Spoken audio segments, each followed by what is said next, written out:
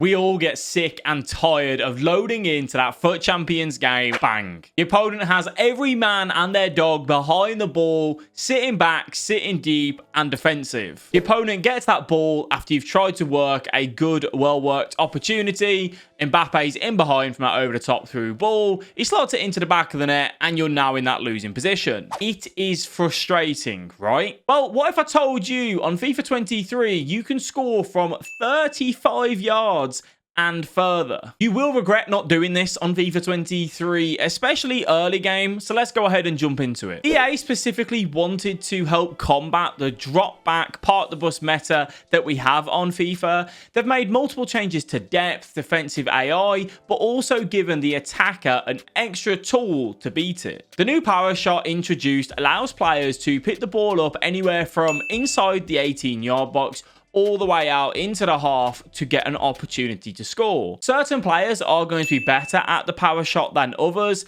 Take this into account when you are building your starter team. The stats that you're looking at is shot power, long shots, composure, and finishing. Those are the main factors to the power shot having the best success rate. Also, do take note, strikers and midfielders are more than likely to get this shot off, more than your wingers. As for your wingers, the angle will be a little bit too tight on a lot of occasions, so just take that into account. You may already know the buttons for the power shot, but there is actually so much more to it, which makes it broken or woeful. For those of you that don't know the buttons, it's L1, R1, LB, RB, your two bumper buttons while shooting to do the power shot. So the first factor that you need to take into account is space and time around you. The shot takes over 1 second from the time of input to the time of release, which is quite a long time in FIFA terms. Secondly, while winding up the shot, your analog stick has to be pinpoint accurate. Not aiming at the corner flag, not aiming slightly to the side of the goal. It needs to be at the goal directly. This is what makes this technique high risk, high reward,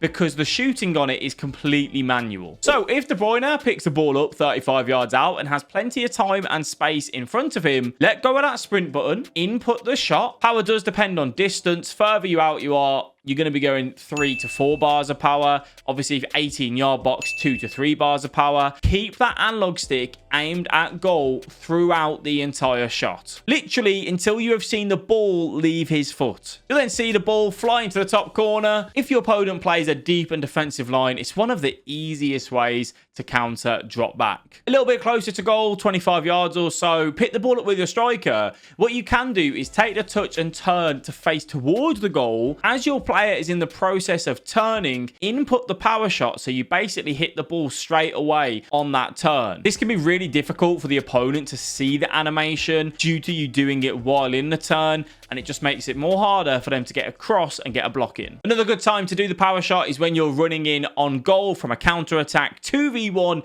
versus the defender. The defender's giving you 5 yards of space or so, and he's covering that other pass off across. You can go for the power shot very easily. He won't be able to get across in time to stop it from hitting the back of the net. For the tryhards wondering, yes, you can cancel the power shot should you wish to. Just use your 2 trigger buttons. You can do this to bait in the opponent as they come and step in to block the shot, cancel it, and then just dive past them. Contrary to other reports, you can also green time the power shot. It is difficult to do though, so I think for most people, don't worry about that for now and move on to that later. And obviously, we need to know how to defend against it. When you see your opponent lining up for a power shot, get across and try and tackle that ball straight away. It can be difficult to tackle the ball in the animation, so just make sure you're quick on your response to the shot coming through. Another alternative is also to move the goalkeeper with the right analog stick to where you think the opponent is going to shoot that ball. Just be mindful because they can change their mind until the ball has left their foot. For me, along with your staple finesse shots from range, it's a great tool to beat drop back, giving us extra ways to find that crucial goal